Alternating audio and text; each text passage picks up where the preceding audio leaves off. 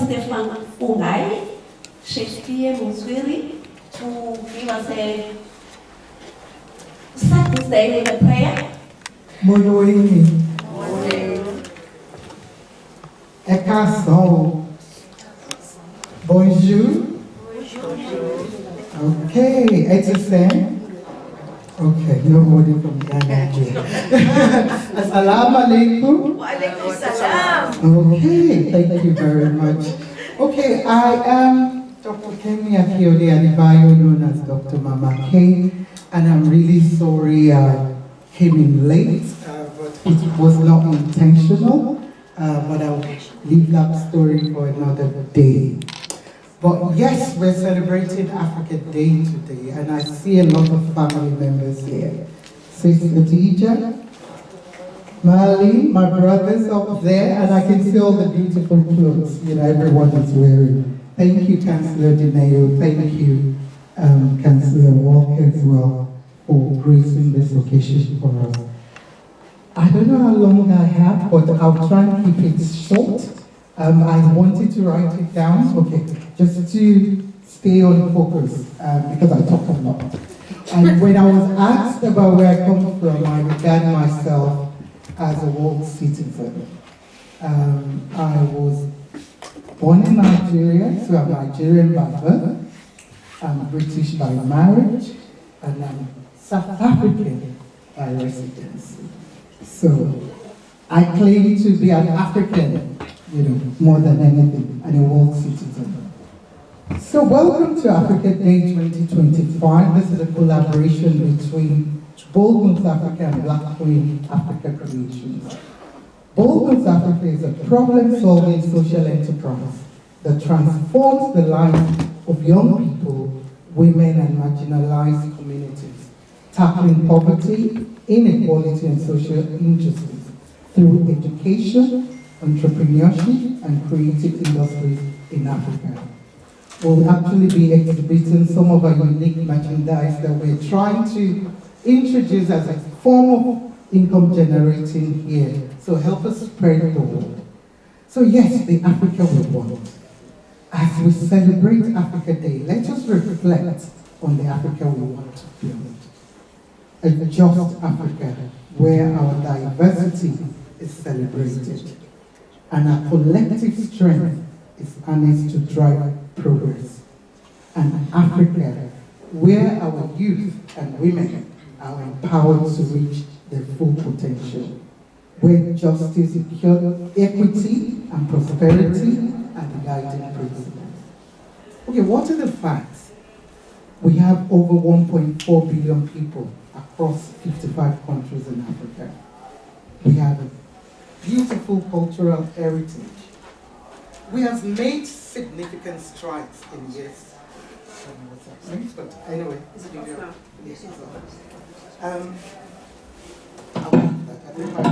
one, two, three. So economic growth-wise, we've made progress. However, there's still a lot of work that needs to be done. We've had, for me personally, we've had increased representation of women in leadership, especially with African presidents and in leadership positions, but there's still so much that we can do. We face a lot of challenges, and for those who know me, I'm always about what are the solutions rather than the challenges, but we cannot ignore the challenges we have. Food insecurity, poverty, inequality, health, climate change, and so on. So, in terms of practical solutions and opportunities, because like I said, I focus on solutions. And I know a lot of people are already doing a lot. We can empower African youth through digital literacy, entrepreneurship, and skills development programs.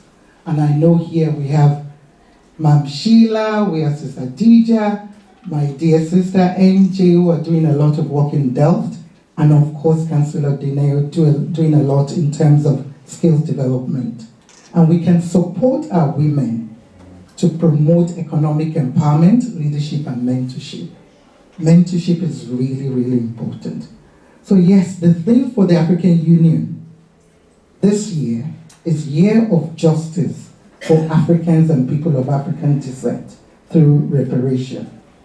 As we commemorate this theme, let us also strive for a broader vision of just Africa, where every individual has access to opportunities, resources, and dignity. A call to unity, I'll give a quote here.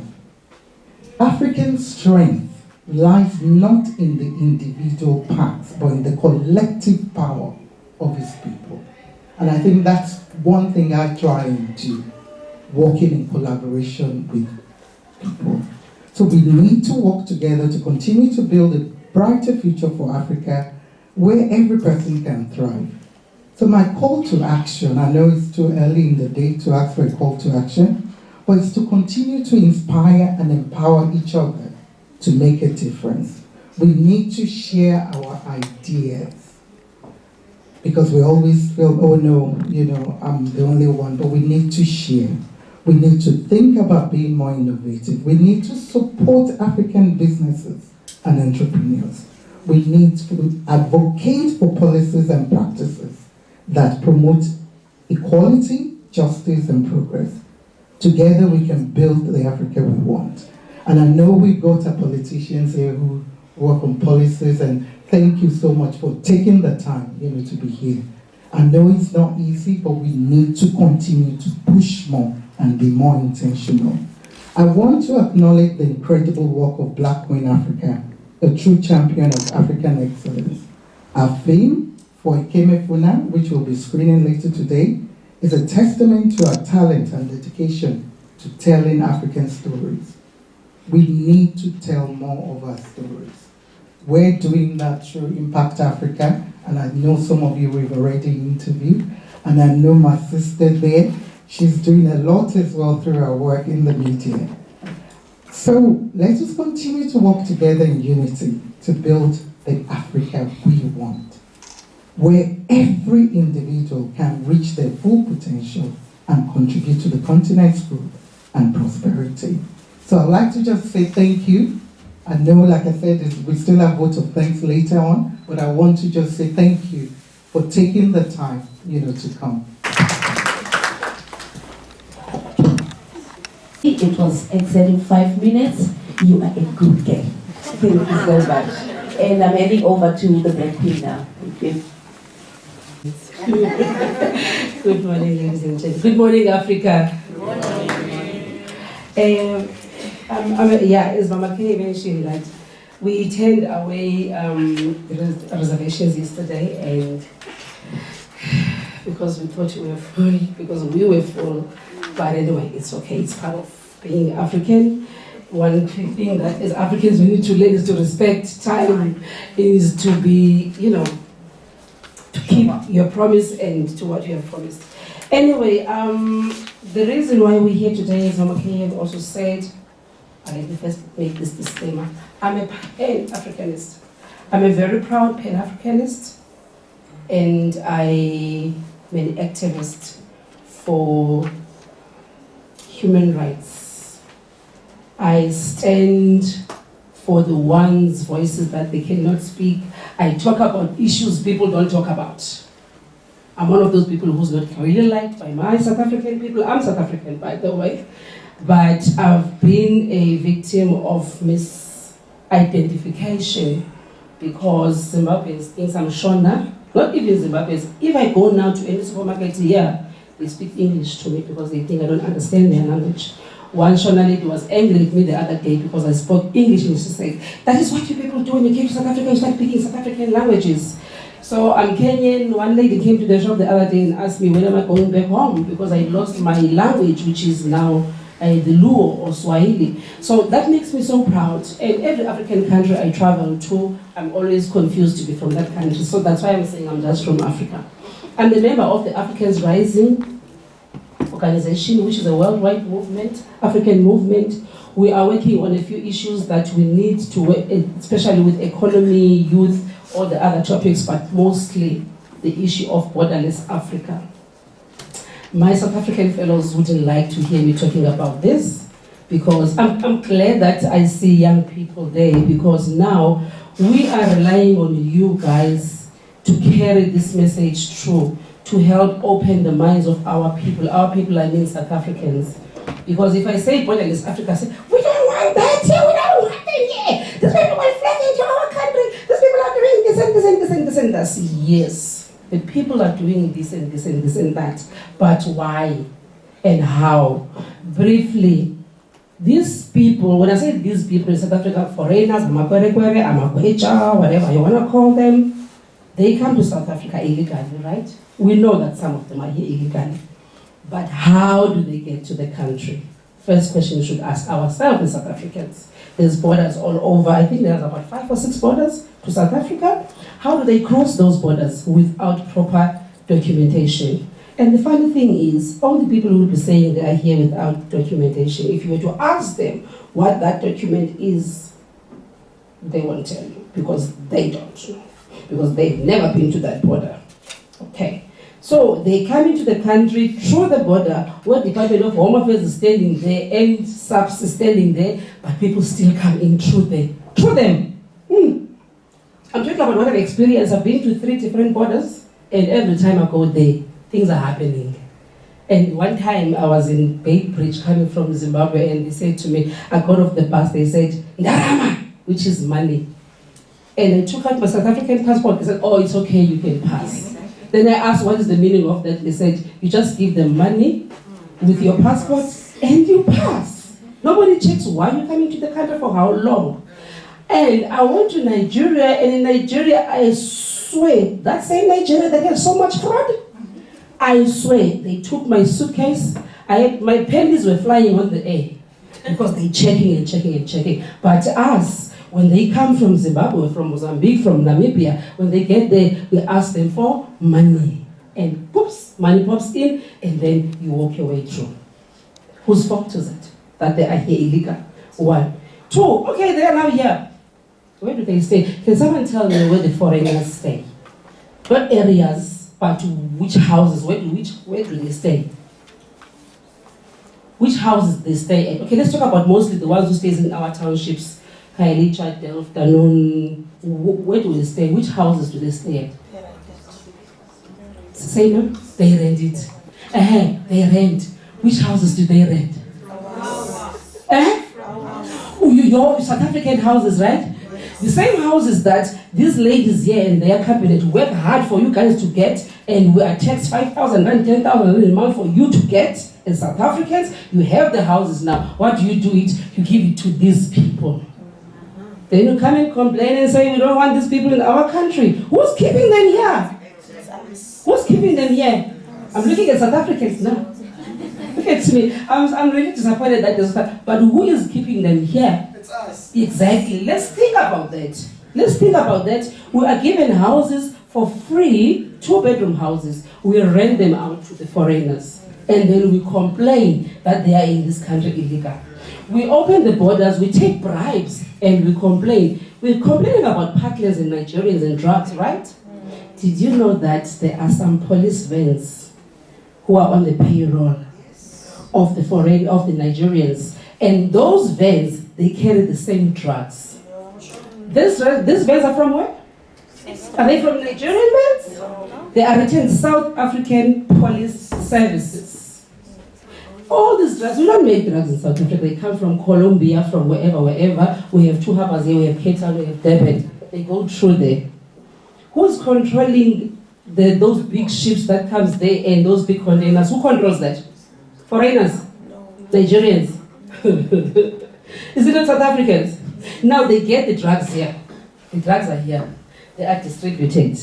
They go to, say they have 3 minutes. This is my day, wait a little bit, I'm an activist. I'm joking, man. I'll respect your time. They go to,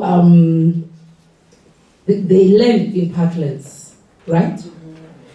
Have you ever seen a Nigerian in any township selling drugs? No. Well, South Africans, youth. Who sells these drugs? Us. The Zimbabweans. Who are the South Africans selling the drugs to? Have you seen a Nigerian smoking drugs? No. Do you see a Zimbabwean in the streets being a para? No. Who are they selling the drugs to? To South Africans. So South Africans are selling drugs to other South Africans. They buy from the Nigerians who got them in the country through South Africans. So whose fault is it? Whose fault is it? Look at this, the last example. A Nigerian breaks the law, frauds people, and blah, blah, blah, blah. He goes to jail. He stays there for 3 months, 6 months. What happens when he's released? Does he go home? Is he sent back home? He's released now. Is he sent back home? He will still be here. Will that Nigerian go and look for a job? He's been working. The money he's making is through fraud. We know it. Now they catch him. He goes to jail. 1 year, 2 years, he's out. Will he go home? No. Our system doesn't send him home. They keep him here. Where will he get a job? How will he make a living? Because he must send money home. What will he do again? The fraud. So whose fault is it?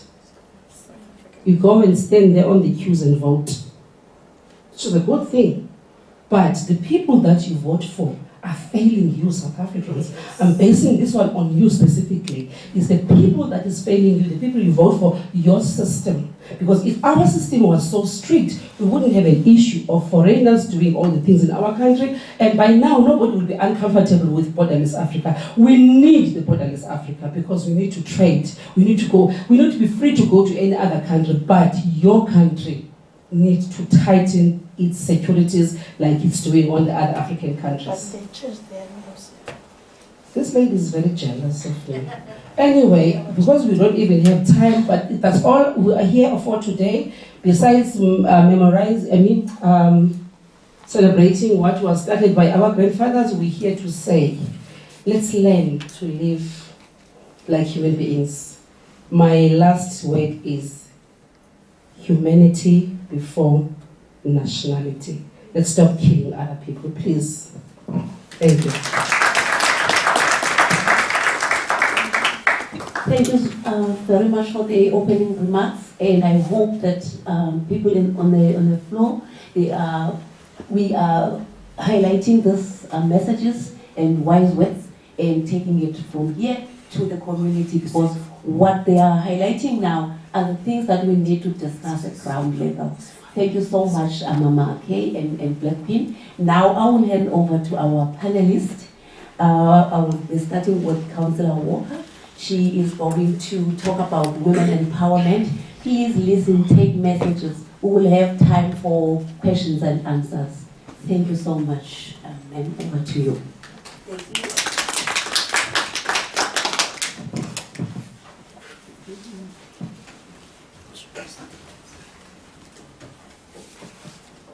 Good morning, everyone. Good morning.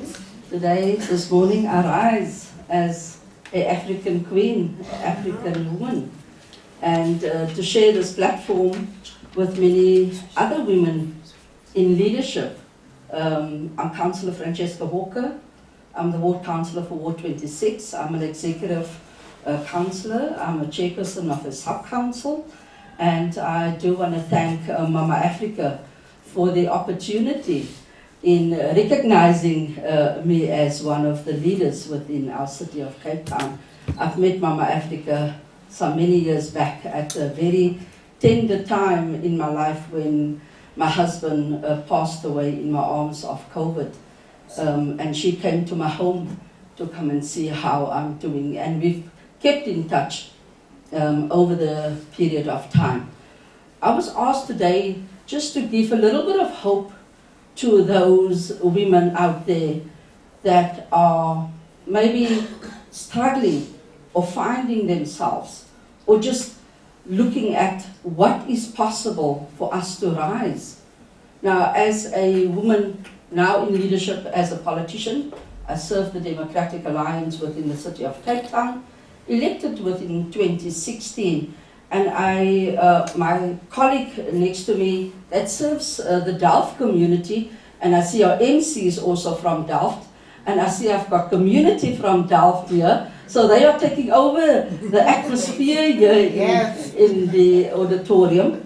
I also lived in Delft for 20 years, where I raised my children, And they can be testimony because they were neighbors and leaders within that very community. And it's proud for me I haven't seen Khadija and for a very long time. And to see that you guys are still moving in circles of empowering other women, that to me says a lot. Now for me as a woman, now in power, and now in politics, and a leader within my right as a woman, a mother, I've got my 6th grandchild that's on the way, so I'm a granny, and I take care of my family. And Mama Africa, Mama Kay wanted me just to speak on what we struggle with as women. Because to others, this role looks very rosy. They look how you dress, they look how you move, they look your circles. They see your glory, but they don't know your story. And Mama Kay wanted us to share a little bit of your story of how you got to where you are today. Now, today, as a woman in leadership, I come from an informal settlement called Vrygrond. An informal settlement out of a steel shack with the outside toilet. That's where I come from, with your communal tap. But that has not defined me as a person. You should never allow the area that you live in define the person who you are. Because when you've defined yourself, you don't need validation from anybody else to bring you where you need to be.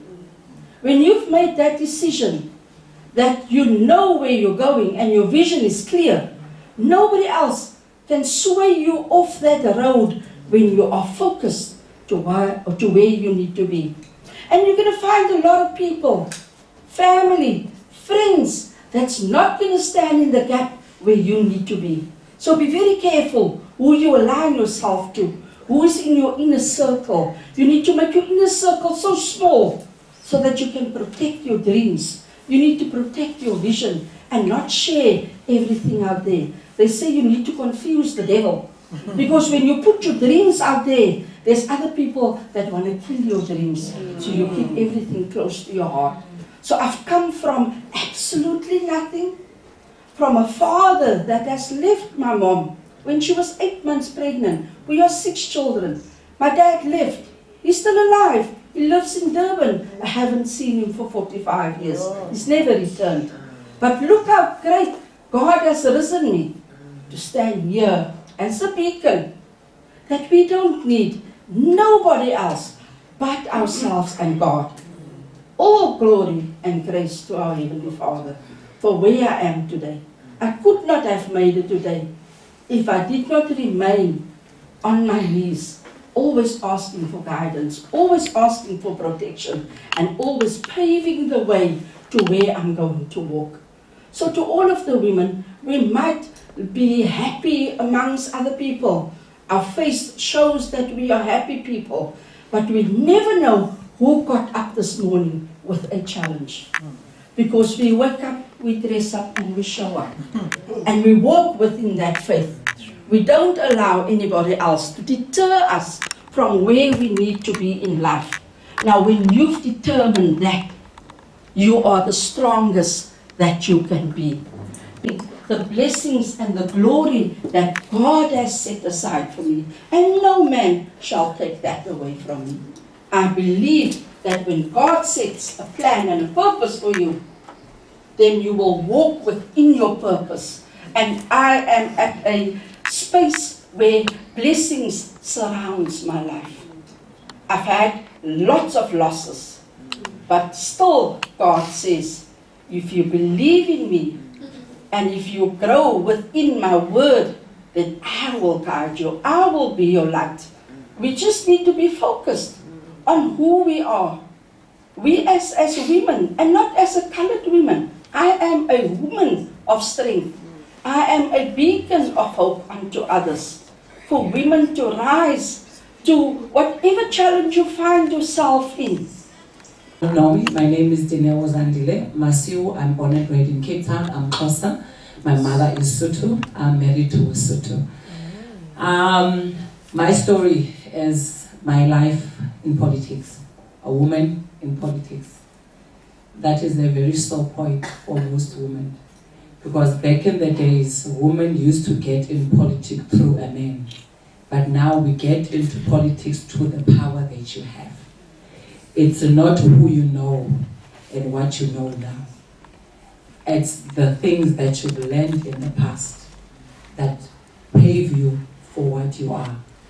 My journey before I became a politician, I actually became a politician without knowing I was a politician even when I was young. I was the first black person in a school called the Grendel, and that is a special school. Back in the days, I used to struggle. I failed grade 8 2 times until my father thought, okay, let me rather look for a school. So I went to the Grendel. From there, I went to do my matric at the college. When I got there, I didn't know that it was a border school that my father took me to. It was 1993. No, when did Mandela come out? 1993. 1990 came out, but then the elections were in 1993 is when I started at the school. And when I got there, everything is like so pure white. And the first language of the school is Afrikaans. They were English, but mostly it's Afrikaans. And mind you, I'm at the boarding school as well. So one thing that paved me was there. That is where, when I look back, that is where they paved me to be a politician, right there, not knowing. When I was at school, if I'm sitting next to a white lady, she will put a space in between. When we have to pray at the dining hall, they skip my hand because I'm black. If I go and shower in a place somewhere, one of the white girls sees that, they will put something. I was like in the movie. Because when I look at the movie, I'm like, people don't know, this is me. When I go into a toilet, they will say, "Kafare hier gestop as gestop." Hoe sê mense shower in Afrikaans? Stop, no? Yeah. So that's where I learned Afrikaans. By force. So I did not understand those things because I did not understand Afrikaans. I could only speak English, and even my English was not so good because I came from a Xhosa school to there. And then if it's nighttime, I'm sleeping, the beds, we sleep in the same room, the beds were like far from me. That, imagine I'm a young girl. I'm still young.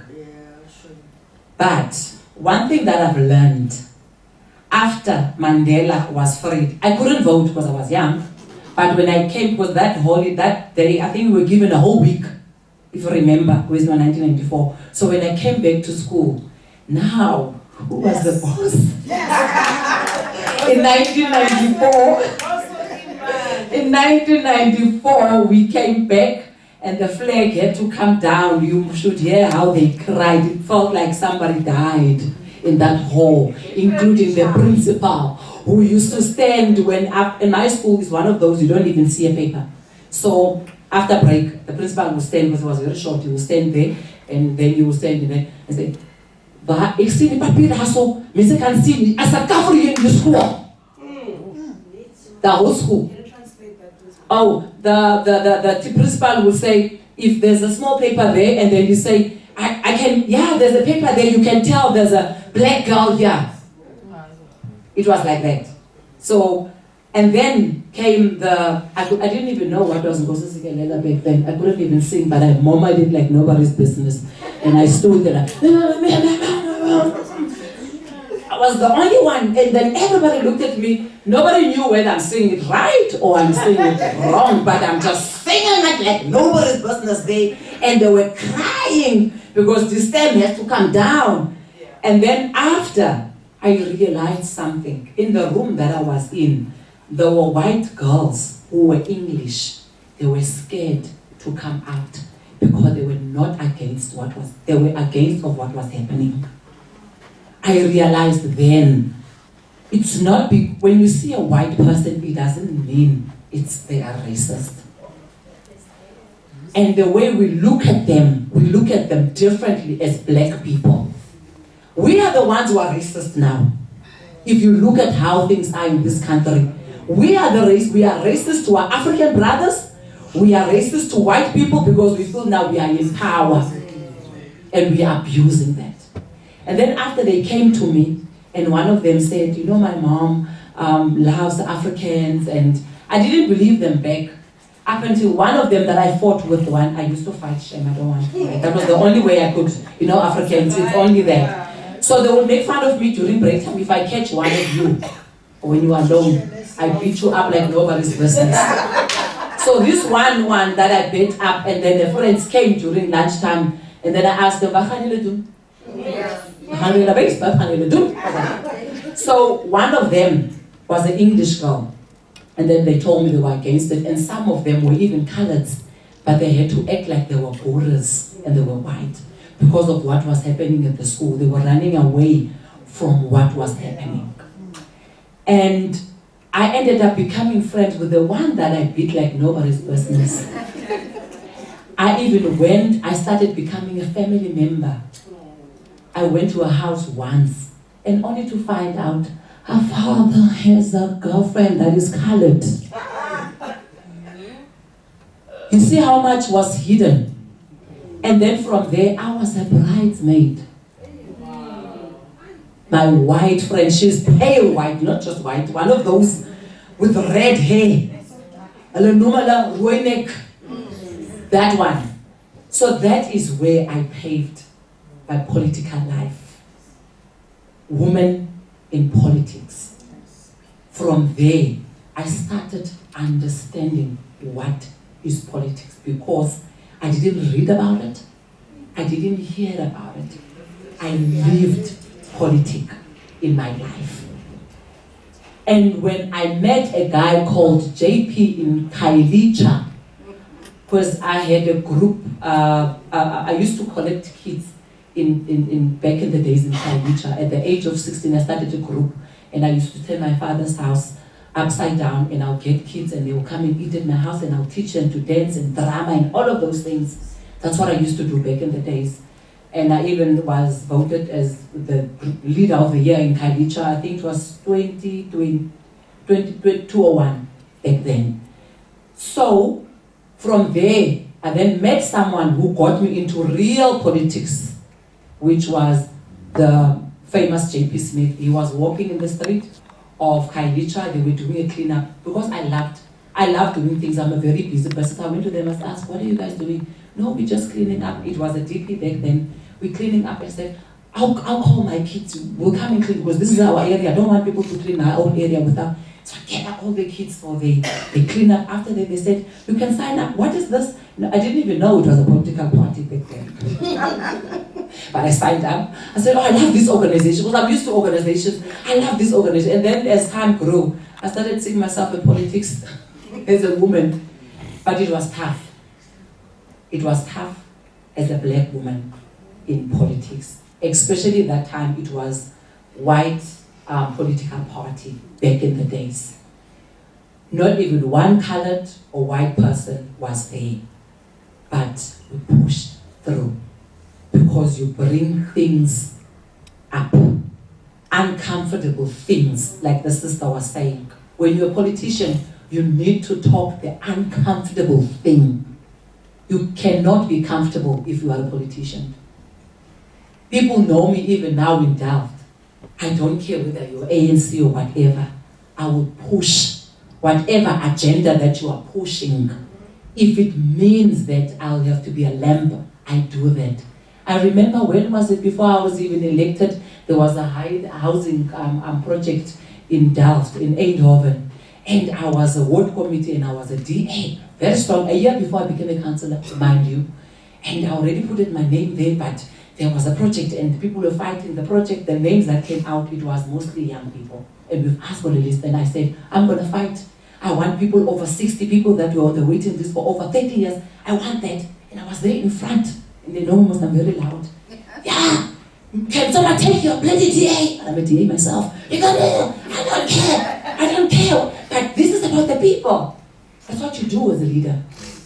You stand for what is right. And only to find out DA was not aware of what was happening. It was the leaders that were doing that. And we fought.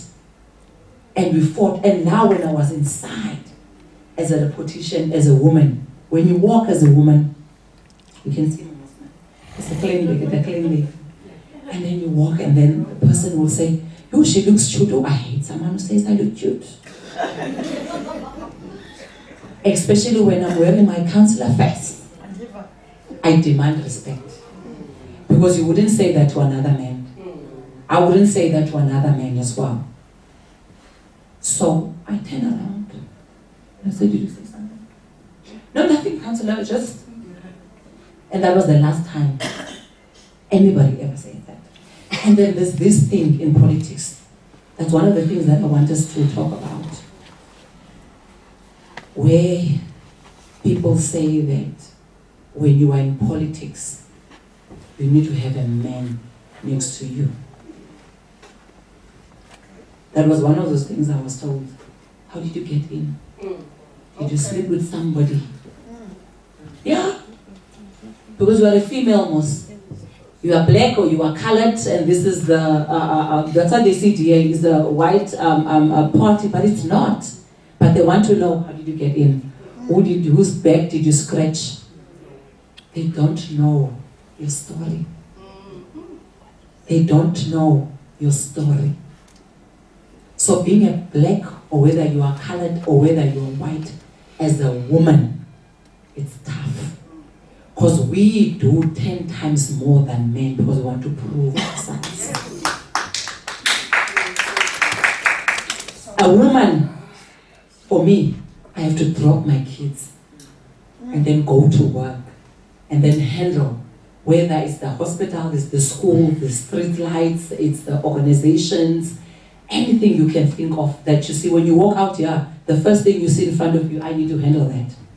It's part of my job. Everything that you see in front of you, even your house, when there's no electricity, although I'm not ESCOM, but they will expect you to switch on the lights.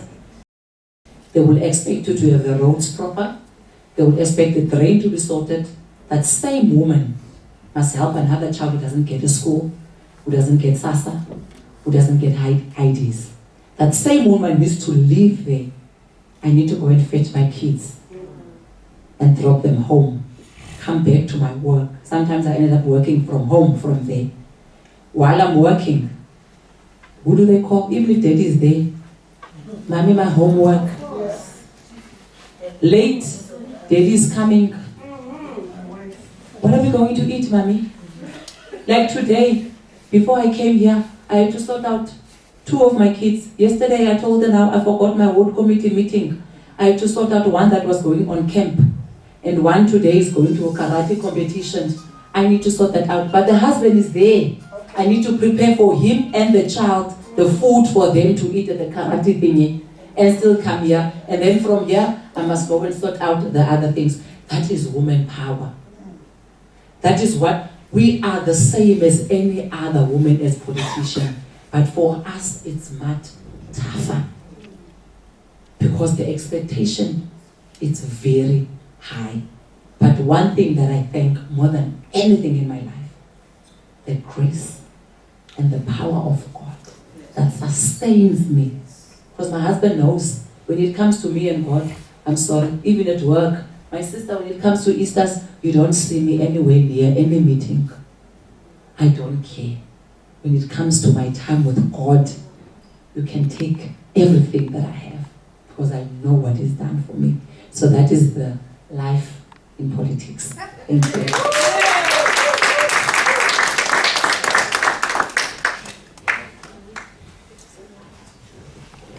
Thank you. Thank you. Feel the power in the house.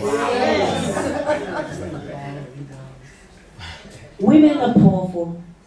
Don't ever doubt it. Even now in the room, how many women are in the room? This is our celebration. Few men, because they are scared. They are scared of us. You must know that. So the message that I took from this presentation, Councillor, is standing your grounds. It doesn't matter what is your background and what you are experiencing, but we have to stand your grounds. Thank you so much for your talk and your presentation. Yeah, we can hear you. Okay. Okay. So I just want to say, since in this setting tomorrow, that Happy Africa Day to everyone. Thank you. Molweni. So I don't think it's a question, but it's just something that I want to comment and just put in part of our discussions here, our engagement.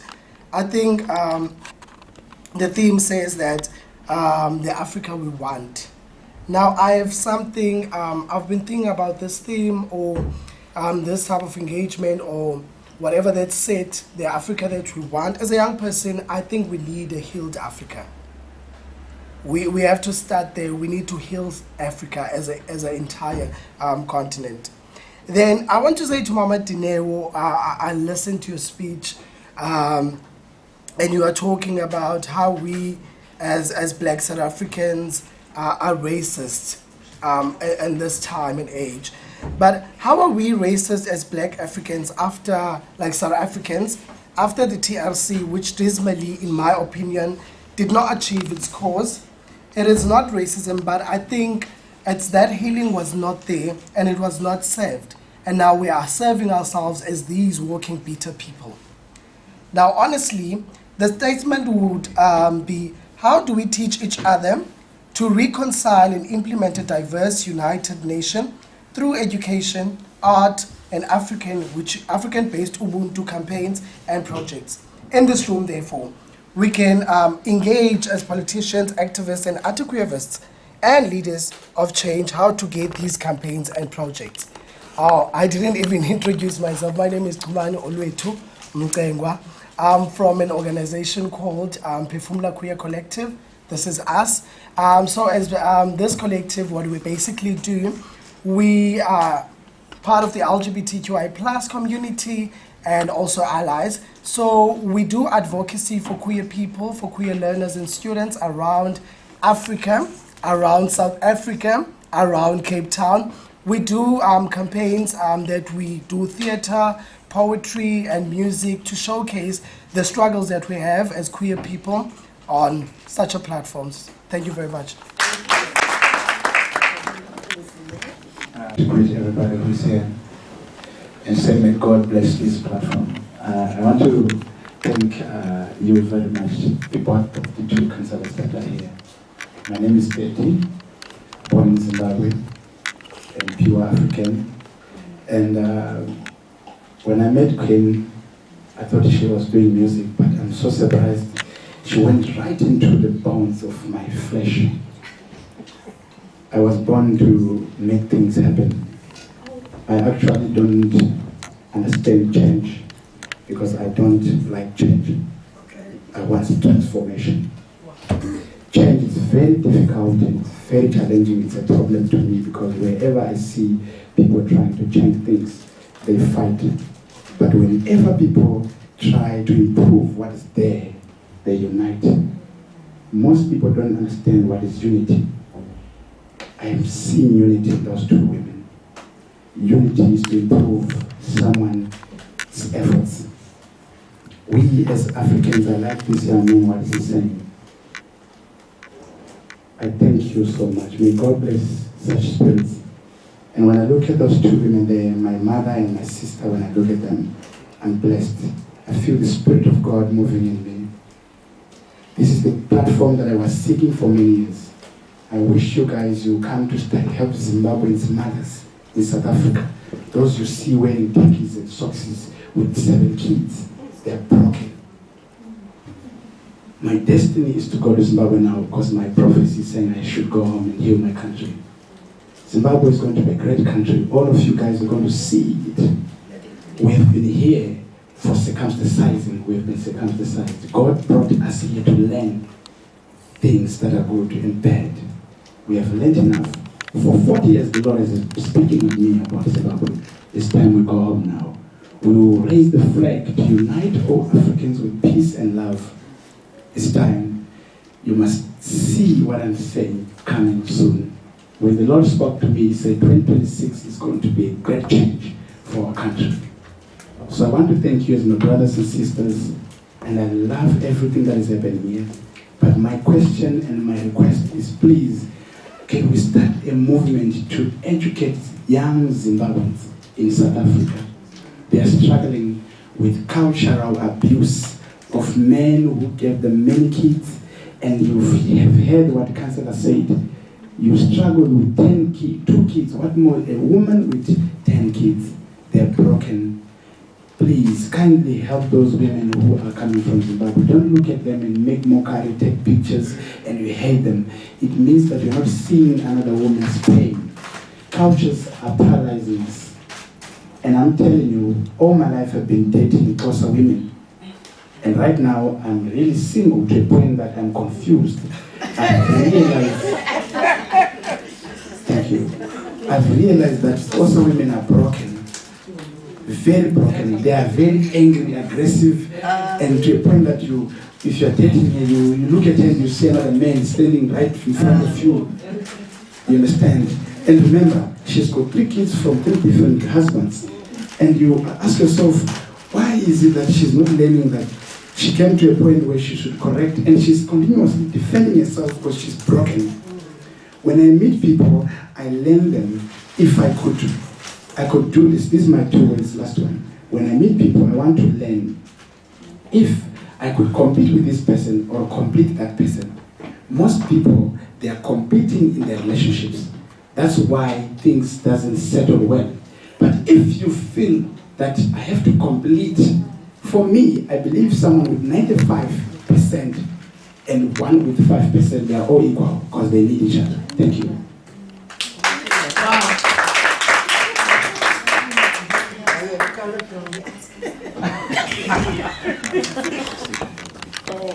Good morning, sorry. Dumela, sis, I want to, it's probably going to be a bit controversial, but Councillor Miller, you know the issues we have within the coloured community and the issue of identity. As a coloured woman, so-called, I always say that the fathers give identity to the children.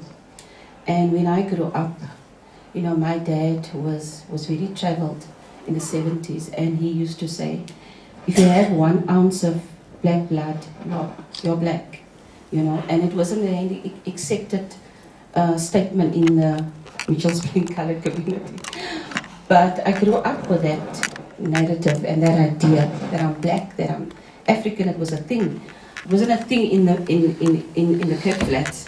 But what I want to ask you is, the division within our community on the basis of the apartheid system, where you had back in the day when you were at school, if you wanted to go to an English class, you had to look like an English person.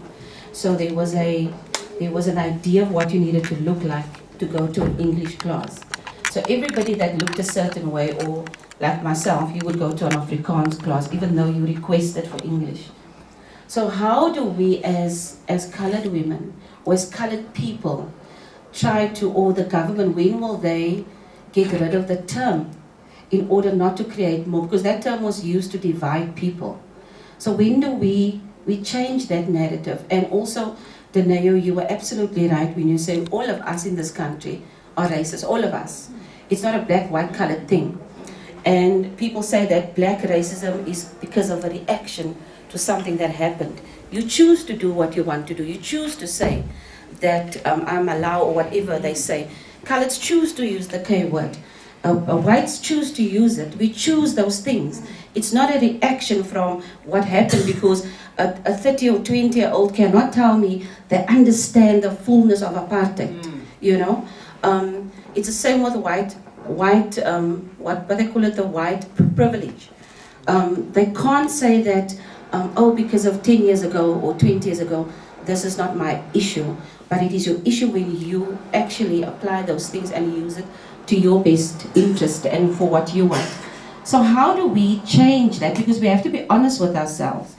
If I call myself black, I'm not going to be black enough, but I choose to fight against whatever black or colored or even white tells me who I am, because I am what I choose to be, So when will we in our little community, our colored community, change those things? Because we ourselves are so divided. Because if we just look a certain way and we look a little bit more white, we actually divide those things within our families. How do we change that? Is it a generation that has to first die for us to, because now that kids are the same? Because in my own family, I have them that looks very white, and they would have a certain way of treating you because we look like this. That needs to change, and we need to talk about it. And I think colored people do not want to talk about it, but we have to. I address it. It's like, are you still there, Wendy? Yes, I'm still here because it's happening. So we have to respect that we are all one at some point. But I think, you know what, for me it's just, we can talk about these things, but when we get out there, we still have the same mindset, and we are not equally colored. You know what I mean? So I just want to ask you, how do we change the identity and that whole term colored? When do we change it into just one? Because there's black and there's white. There should be black and white, and it's only here in South Africa where people want to hold on to that. And I think it serves blacks, it serves whites, and it serves coloreds to use that term. Same with the K word. So yeah, thank you. Thank you so much for the comments. I don't see any hand, then I'll hand over to our panelists so that they can respond. But I also feel like the issues that are being raised here are very broad, and we will need another day, Mrs. and Mrs. just to sit and discuss all those issues. I just want to respond to the young man firstly, when he says that blacks are not racist. When I commented about the race, that's why I said all of us are. If you have been a person that lived back in the days, in the 70s, you would understand. But you've never been there. You are young, you are born, like now the lady, you are born in 2022. And yet when you see a white person, you feel sick inside that your brother or your sister or whatever was done this. There are some of our young people, when they walk, if a person looks at them like this, just because she's white, the person will comment and say, you're looking at me like this because you think you are better than me because you are white. You need to understand, you yourself, maybe, you're not racist, but we do have, to be honest, black people that are racist. I know them myself. Sometimes when I walk with them, the way they comment, and they would say to me, why you like white people so much? I like black, I love whites, I love all of them. I have nothing against them. I lived it, but yet I am not racist because I've lived through it. There was a gentleman who says, not a change, but to reform, to transform. That's what we need. We need to transform, because change, really, honestly, it's not going to happen. Let's be honest. We're not going to get things the way exactly we want them to be. But to reform and look at where we went wrong and see where we can tip there, a change there and a change there. I just wanted to make you understand where my point comes from when I say we are all racist with each other. Because you will find a child that is colored, when they speak to another black child, they're not talking like they're talking. We've got the same blood. My blood that is running in my, if you cut it now, it's still red. Any of us here, if you hurt that one, we will still feel the same hurt. I understand what you are saying. Justice was not done when it came to, what was that, the TRC. Yes, you are correct. You are very much correct. There's a lot that this government needs to do, but we have a long way to go, my brothers. A very long way, because each one is pointing to the other one. No one is holding themselves accountable. That is the problem why we are like this. We as Africans, we don't even hold ourselves accountable. A lady just said now in the borders, what is happening? We are holding the foreigners accountable for coming in and do, but then where did it start? We need to go straight where it started. How do they enter? Before we even have the problem, it's at the border. Who is held accountable at the borders? No one is holding them accountable. It's the accountability that we don't have. And then to my sister about the black and the colors and to changing that. It's us also. We choose that when it fits us. If I'm going for a business there, and then I will write there, BEE, I'm black when I'm colored, only when it fits me. But when it comes to a job, I know my sister is working there, and then I will say, why are you not looking after the coloreds? Or myself, I'm black, and I see my brother is a manager there, and then I'll say, oh, you only hire the black people. And then you go to big companies, you will find when you go in there, it's all the whites, and they'll be like, you know, on the CV you write white when it fits you. When it fits you, write black because you know. But when it comes to business, there's no color. It's just African or black. So it's all about us. The sister is true when you say this needs a bigger panel. Let's be honest with each other. I'm bluntly honest. I don't want to lie. Honestly, when it fits me, I want to be black when I enter into a place. When it fits me, I want to be, a coconut. You are a politician. And when I come to a place, let's be honest. When you walk into a class as a teacher, you expect the children to treat you as a teacher. If I walk into a place, I expect, but then when it suits me in a supermarket, then I'm a mother, then I take away that political mind. You know what I mean? So it goes like that. It's the truth. We use it when it fits us. And then you will hear someone say, black consciousness. When it comes to them, for them to act for you on behalf of your brother. No, they're not there when they give money. No more black conscious, that's the problem.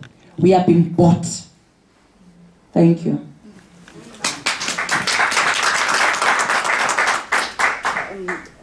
I would just like to respond to one of the guests.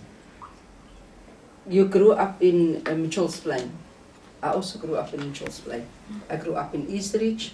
I attended a Tafelse High, and I might be speaking English now, but I grew up Afrikaans. And I was in an Afrikaans class. But as I grew older, I changed, I don't know, my whole family is Afrikaans, but I changed to English, and I understand it much better. For me, as a colored, I think that when you define yourself to where you are within your family, and the different family members that you have that are more darker or lighter, or as you explained, that they look a little bit different, I think that you are beautiful the way you are. And when you accept who you are, nobody else can change what they think of you. So I've got a daughter, I've got a son and daughter, and my daughter married a Zulu. The 1st of June it will be her first anniversary. And she's been dating a proper, his surname is even Zulu. He's from the Zulu tribe, the Shaka Zulu tribe from KwaZulu-Natal. He's from that tribe. And he's the first within our family, in the whole of both families, that we have an African within our midst.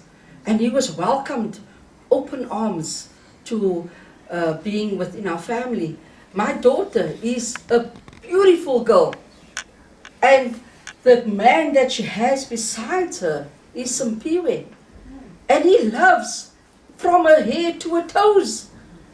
He loves her, and she adores her husband. She adores that black man in our family.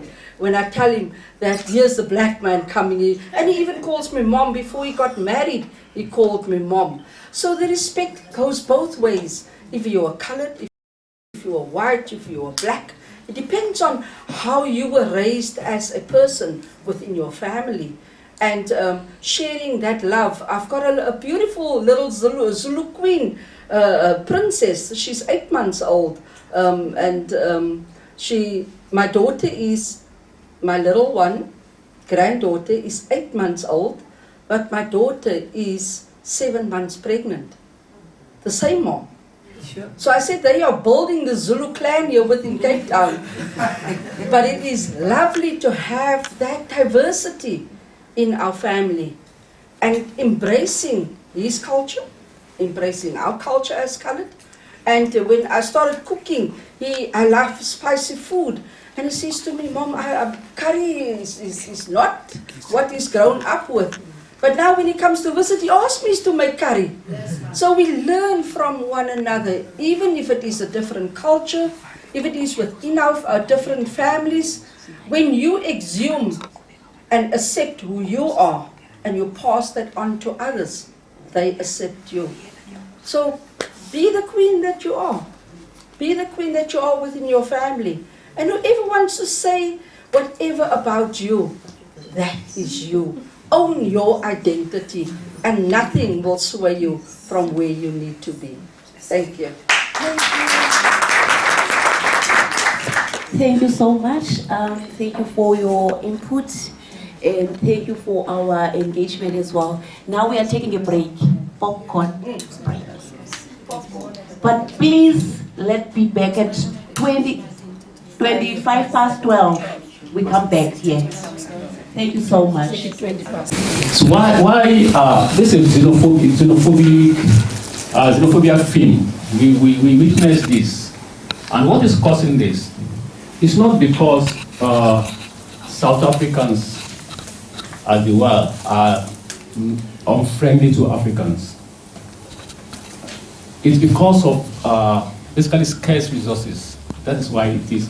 We've seen people in Africans that are in the upper strata of the society mingling with one another. But why are we killing ourselves? Because of scarce resources. So if we say we want borderless Africa, after borderless, what do we want after? I was talking to someone the other day that if you live in Africa, you can hear our words in different languages in Africa that you can relate to. I come from the southwestern Nigeria, and I've heard many of my words in Isikoso that amaze me, which I tell people that it's similar.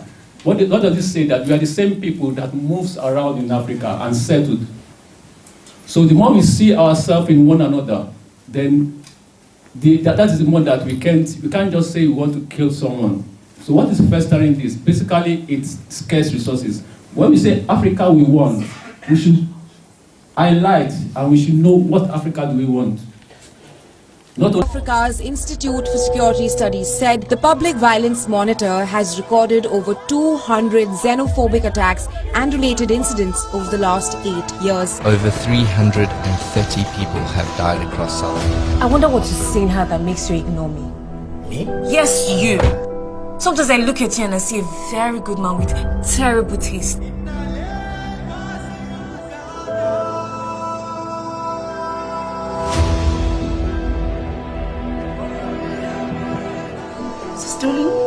Yes, plenty. Now water people in the too. Is he eating now? No. Not at all? Yes. Okay, since when did this start? Today. Today, you're right. No, you listen to me. It is as I have said. Oh yes. They killed Ikemefuna. I am the one on the field there. I am the one who feels the pinch and everything. For the embassy to call me, and if the embassy is scared, I am scared too. I am scared. That man waiting say this kind of battle na syringe and this blood. Unless you come out here with your South African bitch.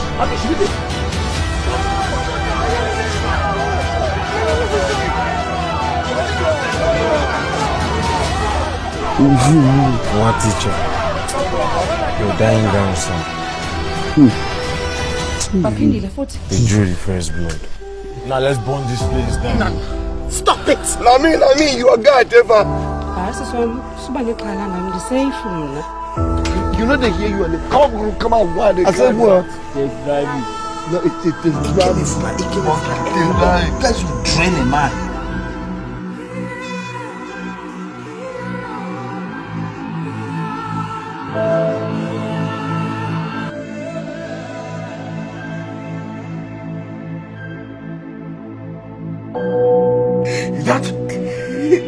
with a message. We have. Definitely, there is a next step. All these questions you're asking are answered, but we don't have time for that today. But we have to start somewhere. If we're starting at Borderless Africa, that's where we're starting. But I'd love more questions related to the movie or comments to the movie, because I think Madam MC already made it clear that we will have another session for the topics that we were talking about earlier. So yeah, let's mostly about the movie and relation to it and comment and yeah. How much time do we have, Madam? This one? No. Hello? Okay, but yeah. Yes. And then on my side as an artist, because besides the work that I'm a jack of all trades, I actually study art after I finished my matric. I'm a performer, I'm a poet also. No, in terms of the movie viewing, we're talking about the movie itself. It was a beautiful thing. I mean, for a short story, we call it short story when it's like that because it's like raw kind of a story, it's not a movie.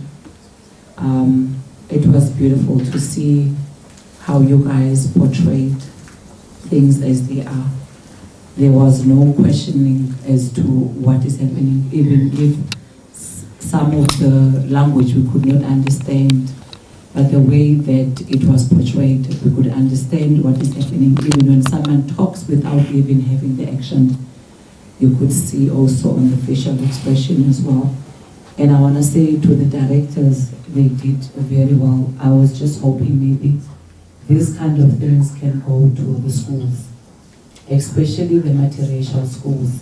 That's where most of our foreigner children are and are ill-treated. I've even heard one time my son, because he's in this school, saying foreigners. And I say to him, you are a foreigner just like them. Because kids learn from others. So I would hope this kind of a project would go to such schools so that the kids can see.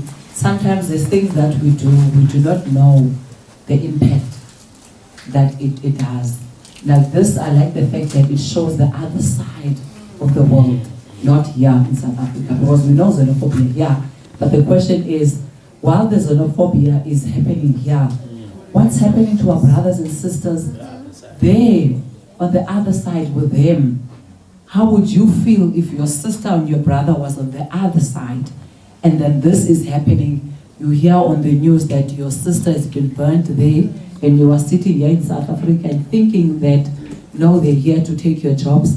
But whereas we've got our brothers and sisters on the other side of the world. So thank you so much. Thank you. Let's start with what happened to Zandi. Zandi has been in love. Zandi has been in love since. But Zandi, they didn't want to step her, because remember, there's a Nigerian woman there. There's a Nigerian woman who is in love with the doctor.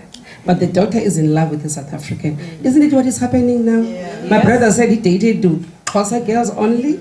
Our brothers happy that you're dating their girls? No. They can never be happy because they're taking our women. So you go out there, you also will be taken. So Zandi had to step. But otherwise, after the whole thing, he took Zandi home to his house to comfort her. Whatever comfort was there, but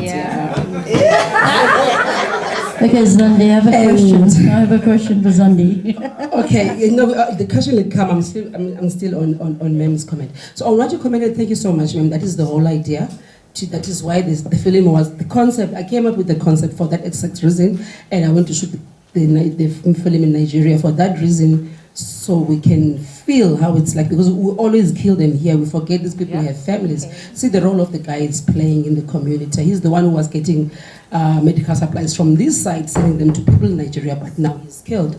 So yeah, schools is another target. We were just waiting for one or two biggest in the broadcasters in South Africa, which eventually said, we like the movie, we love the movie, it's great, but we can't air it on our channels because it's controversial.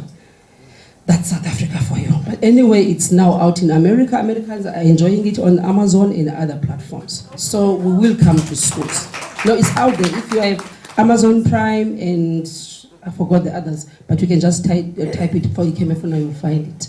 So yeah, we will do schools. We were just waiting for that. Then after Amazon is done with it, then we'll start doing, we'll go circulate all schools because, as I said earlier, I'm happy to see the youth. So the youth are our hope to the change, transformation. Yeah. Okay. It's funny you say that. I was thinking, when is the sequel of that coming out? Because it has a great message and we need to see what was the transformation from this movie. Yes, congratulations on that. It's the second time I'm seeing this. Nonetheless, the one about Sandy, what I admired in there was the girlfriend. She actually recommended to tell Sandy she's in danger, and that's what I loved about that communication. Thank you so much. Thank you so much for that. On the sequel, we were waiting because if these big shots they took this movie, they were going to pay us a lot of money. Remember when Zandi leaves and she says, "I'm going home. Ikemefuna deserves justice." So justice will happen here. Yes. So Zandi must come back here and meet with her people here and let her people hate her here for protecting, if they say it's protecting the other guy. On the girlfriend side, there's two folds there. Okay, the concept came out from there for two reasons that she protected her. One, you know, when you love a man, you do anything, even if it means protecting the other woman. Am I right, ladies? That could be one reason why she did that. The second reason was also to teach that you don't have to hate them. She's still a human being, so she doesn't hate, so we don't have to reciprocate what the others are doing to us. So, yeah, thank you so much for that. My question is a comment. I don't know if I'm the only person who has seen what I saw. In all this movie, there's a lot of things which died. The car, the houses were burned, everything. But there's a moment when they wanted to kill a human being, the feeling was changing. And I think the message in this movie is trying to tell us that a human being is the first asset, which is very important, apart from gold, cars, jewelry. So I think in this movie, what I've learned so far is we should pursue the idea of protecting and guiding and mentorship and growing and empower a human being as an asset. We cannot talk about gold and fuel in Africa when we don't talk about human as an asset. Thank you. Thank you so much for that. There's a hand first pay. Oh, okay, the lady says. Hi, good afternoon. Good afternoon. My name is Marlene. Thank you. Brilliant movie, congratulations. It's the second time that I'm seeing it and I'm so inspired every time I look at it. Thank you everyone. Bye-bye. Bye. So, just a comment. It's a very emotional movie. It speaks to our heart. And the ending of it for me was the forgiveness, which is so powerful that it's a message in its own.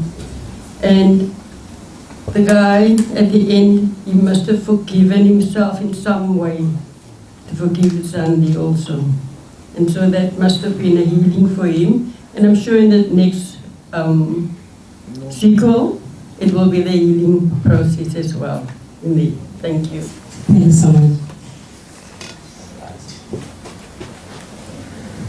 Good afternoon, Queen. I think that was the incident that started the Friends of Nigeria SA, that Niemi started this group, this movement, because we identified that the xenophobia was aimed at Nigerians specifically. The question is for you, why there was xenophobia, attacks against a lot of other nationalities. Why we started Friends of Nigeria was because it was a nationality that was hated by so many, and not only South Africa but the world at large. And we needed to tell the stories of Nigerians that was positive in South Africa. But I want to know from you, why did you choose that specific country and nationality to portray in your movie?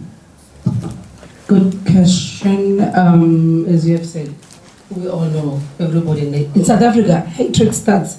Country number 1 is Nigeria. Country number 2, can guess? Zimbabwe. And we have both countries in the house, Nigeria and Zimbabwe. The reason why I chose Nigeria is because, as you have said, it's most hated. And for a reason. I don't blame them for hating Nigerians. They irritate me at times too. I still love them though. Nigerians can be very, Nigerians are coded fodder. It's a fact. They are intelligent. They are very intelligent. They can do this to you quickly. Secondly, as I've been to Nigeria many times, I realized that Nigerians are entrepreneurs. They don't want to work. Yep. Have you seen a security who's from Nigeria? Nope. Security guard from Nigeria? Never.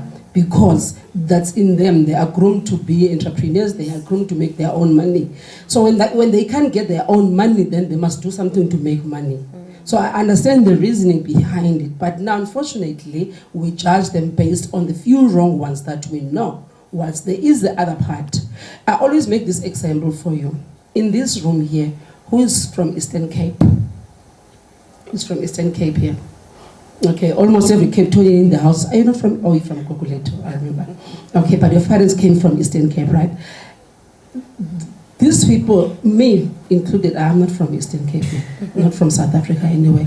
So all these people who come from Eastern Cape to Cape Town, why are they coming here?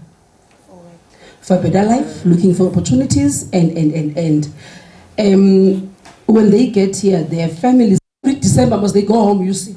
Go home, Easter's go home, go home. Why? Because they're working for their families. Someone dies there, there's a quantum going down to bury. It is the same for other nationalities as well. The reason that brought you from Eastern Cape, in my other life, I'm a teacher. And I teach people your age. And in my other life, I like it attention because you'll miss what I'm saying. Thank you. Thank you. So the same reason why these people are coming from Eastern Cape to live here is because they want better life, they have families, there are people depending on them, back there, just here around the corner. Now if we kill them, if the colored people and people like Madame who says, I was born in Kukuletu, I was born in Langa, if they decide to kill these Eastern Cape people, how will it feel to their families back there? Will they want to avenge themselves? It's exactly the same. The only difference is that there is that fence between Bait Bridge, that fence between Mozambique, that fence between Namibia that says border. But it's exactly the same concept. We have people from Joburg, people from Limpopo, from Mpumalanga, who are here in Cape Town. Why are we not chasing them away? Are they not breaking the law? Everybody breaks the law. As I said earlier, it's just your system, your governance, your people who must just strengthen their ropes. Otherwise, that's where the concept came from, to say the same thing that happens in here. But I chose Nigeria because it's the most hated. I hate them too. Yes, it's the same thing. I hate Mama K worse. Okay. Is there any more question? No more question. Any more question?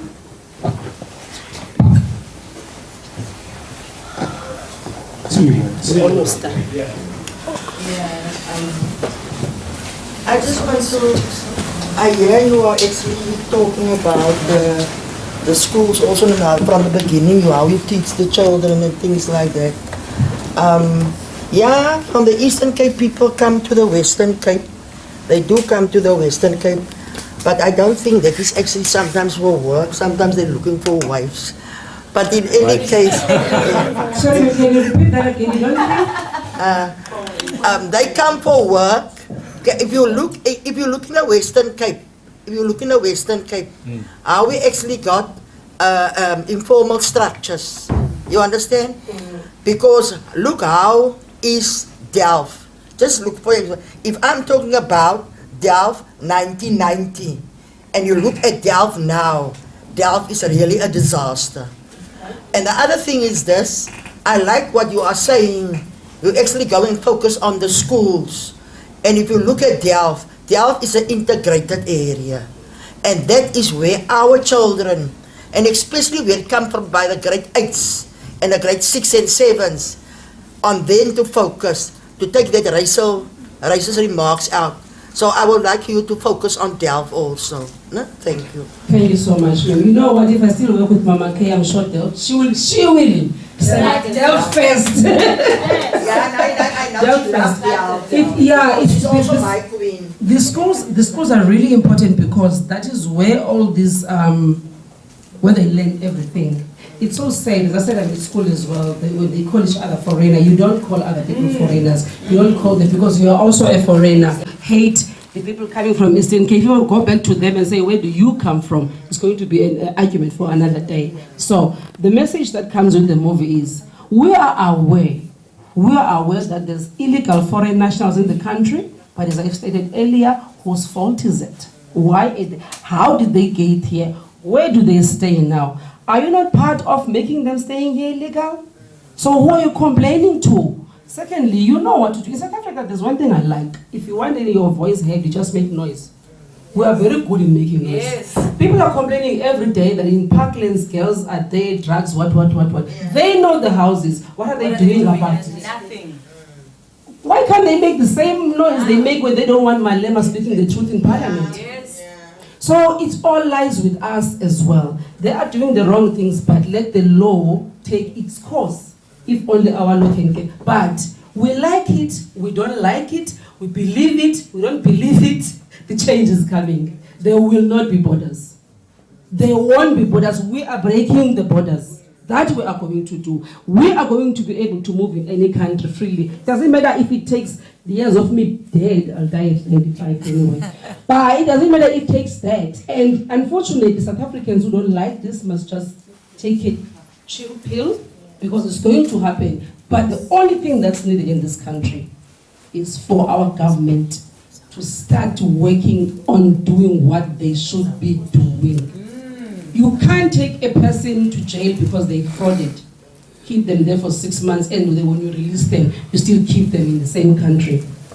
What do you want them to feed on? They will do another crime after crime after crime. That's the only language they know, and they know how sweet it is in our prisons. You eat every meal. There was a guy who was saying, "Hey, look, we ate, we have dinner." It was Zimbabwean, your people. We had breakfast, we will have dinner. We will also have lunch. So, if it's so all that, it starts from, it breaks my heart to see how, it's another thing I'm still wanting to work on. If you have visited people in prison, they all have clean uniform. Clean, ironed uniform. We have children who have no school uniform and shoes to go to school out here. But our tax money is supporting the criminals in jail. You get my point? Yeah. So it all lies with our government. Otherwise, foreign nationals are going to be in this country. More are coming, and more will come, and the ones who are here will stay with you South Africans, unfortunately. But it's up to you to get your system to start working. If there's no more questions, thank you so much from the movie side. Mama K, is there anything you want to say? Madam MC, are you done? You done? I am done, thank you. Okay, we might as well. Thank you so much for, if there's no one saying anything, we just have to wrap up. Yes, ma'am. Yes. Besides the foreign national issue, foreign national, do you not think that we as South Africans have other issues that we still need to deal with before we can even say that foreign nationals are the actual issue in our South Africa?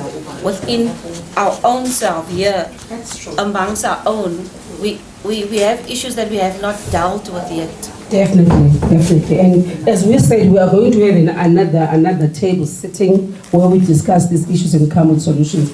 Unfortunately, I'm a very solution-driven person, so I don't just talk.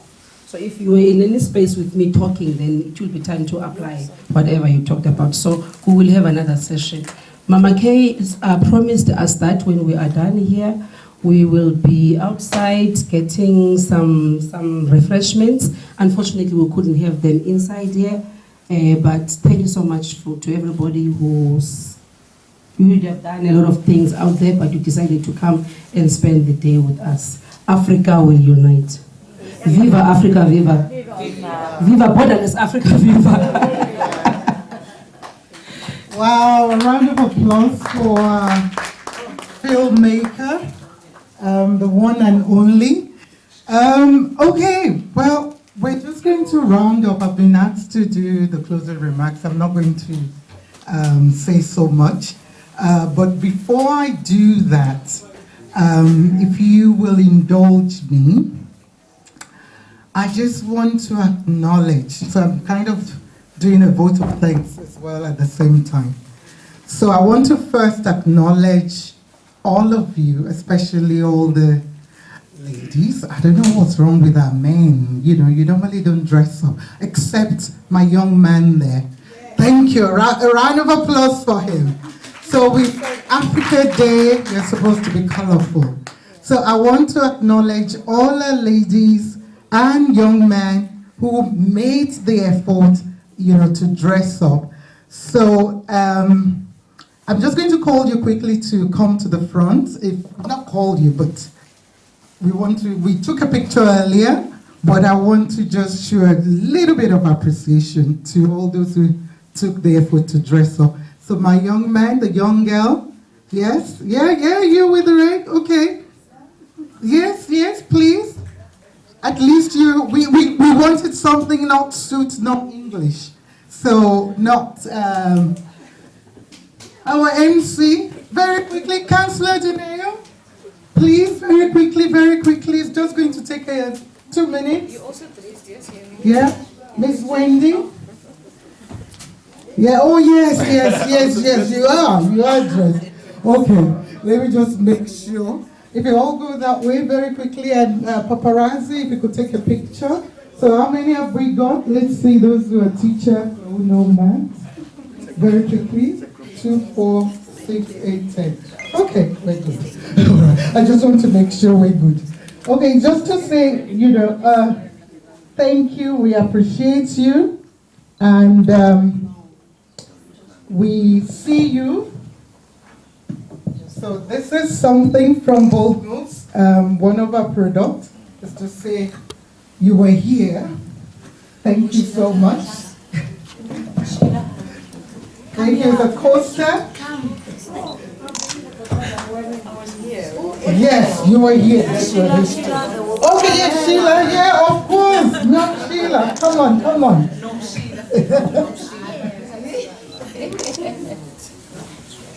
So could you take a picture, Black Queen? Come and take a picture with everyone. I need a gift as well. Why am I not getting one? Yeah, part of the organizers. Yes. So we have different gifts. Let me sort them first. And everybody got? Okay, awesome. So why oh, yeah, come on, my Dell family. What are you doing to me? Okay. Native. Yeah, I thought I'm forgotten. Yes. Oh, those and the shoes. Okay. Thank you. Thank you, sir. That's okay. All right, picture. I know. Okay. We've got the last one. I'll give you now, Black. That's the last one. Because everybody has gone. Okay, just a coaster to say thank you. Yeah, a picture, a group picture. Very quickly, please give them a round of applause for making the effort today to dress up. Then we want to acknowledge, you know, as well, very quickly. I know one of our speakers has left, so thank you.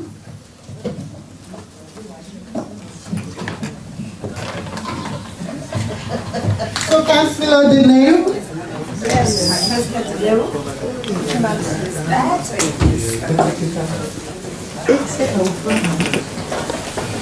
So we just want to say thank you. We appreciate you. A round of applause for her. This one will be on my office like this. So you remember Africa Day 2025. And that's another gift. Small gift here was. Did I say small? It's okay. Big, small, medium, doesn't matter. Big gift. This big gift. This gift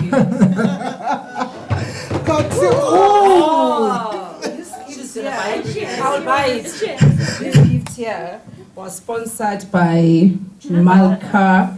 What is called Malka? Malka Beauty. Yes. Malka Beauty in London. She makes makes butter and body whatever from natural ingredients.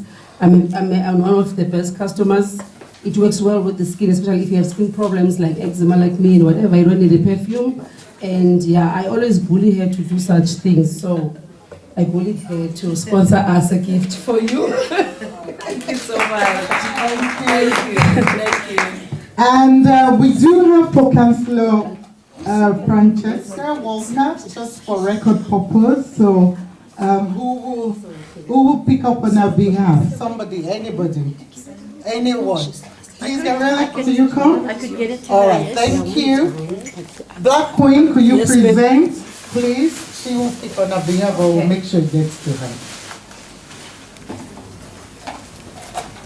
Oh, on behalf of Councillor Walker. Oh, okay, let me get another one then for you. If you're getting this, then let me add on a little something on there for Councillor Walker. So we take off for pictures? Yeah, for pictures. Thank you. Councillor Walker. And then, just there. Yes, thank you. Our MC, very efficient MC. Can you please give a round of applause for MC today? And she did marvelous. She did very, very well. I'm jealous. Wow, look at that. This is nice. Is it me? Do you want to read? Yes, can read. Yeah, read. A dream of the realization of the unity of Africa, whereby its leaders combine in their efforts to solve the problems of this continent. Wow, by Nelson Mandela. Yeah. So this is what we're hoping you're going to be inspired, about to solve the problems in this continent. Okay, so Councillor Dineo, can I have you here, please? I need to just borrow you quickly. Like it. Okay, last but not the least, we just want to do a presentation of award. Oh. So can you read it? And okay. I like being here. I was waiting for this moment. A Special African Month Award 2025. We're celebrating and honoring a Black Queen, an African, Udomi, Umzamani, Pan-African, a cultural activist, a film maker, an educator, and entrepreneurship. We'll give it to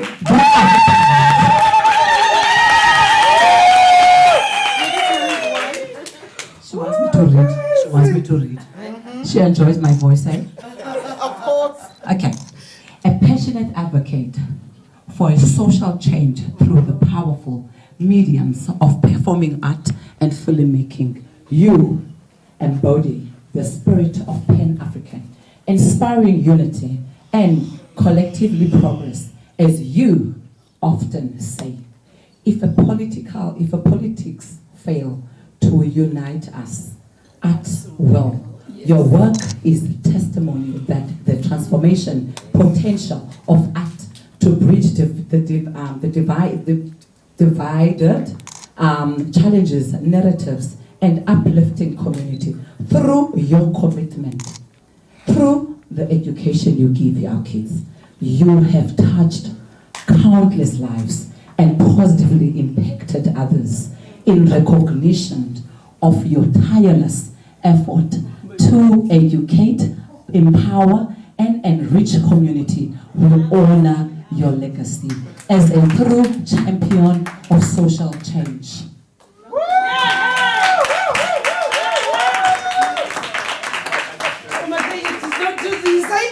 There's nothing else that can do such thing other than art. Being an artist, I mean, Amen.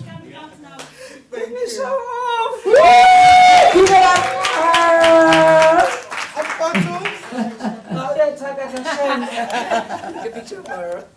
Congratulations, ladies. Thank you so much. Thank you all very, very much. Guys. Yeah, thank you, Mama. For me, this is what Africa should be about.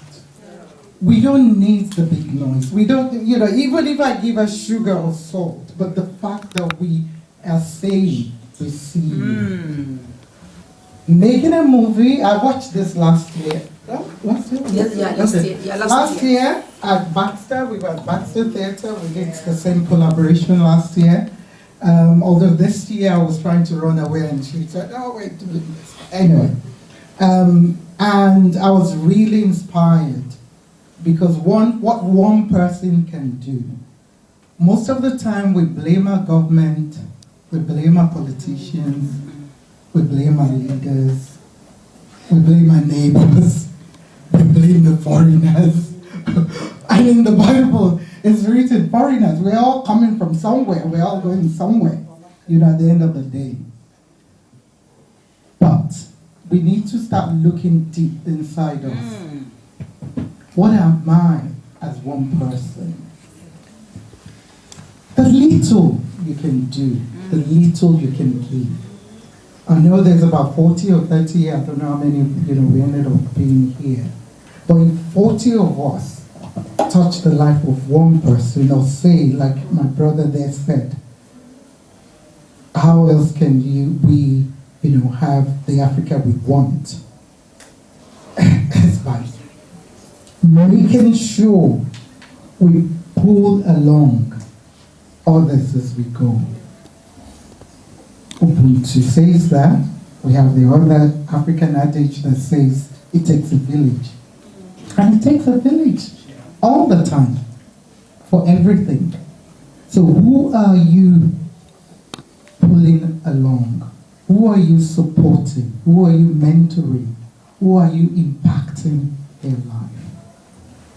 Gabriella does a lot of work in, like I said, in the media, in autism, and she saw me earlier on. She said, "Oh, there's 16." And I said, "Oh, let me introduce you," because myself and Wendy had told me she, wanted to do toiletries. And for me, it's about connecting people. I don't need to be the one to do it. Exactly. So who are you connecting to the right person? And now we have that generation gap, as well. It's even showing as we sit. The young ones have decided to sit up there. And they left you all oldies. Not me, I'm not young as well. Down here. However, we need to start working together with the youth. We don't get them sometimes. We all complain of this Gen Z. Yes, there are issues. Our time, some of us is gone. When I say gone, as in, you can't compare, oh, this is what we used to do. Things have changed. And we need to positively embrace change. And there's a lot happening. So please, I'm appealing to you, if anything, the talk earlier on from our amazing panelists, thank you again, Councillor Dineo and Councillor Walker, who had to leave, and Honorable Franzman was supposed to be here, but he sent me a note last night, said he would try, he's in Amanos. And thank you as well to Bethel House, although we had a bit of issues, but we give them feedback. What are you going to do? Not just the movie, not just about Africa Day. I know I'm one of those people. Yes, we have a day, Mother's Day, Father's Day. We're blessed to have 2 Mother's Day, Youth Day. Every day should be about those days at the end of the day. For me, if I decide I want to celebrate today as my birthday, I will. That's the way I work. If I decide today I want to celebrate my mother and take her out for lunch, I will take her out today. If I decide I want to show my African, culture and heritage today, I will do that. So yes, the days are good, the months are good. However, we need to make every every day about some of these things. We have so much to give. We're so blessed in Africa.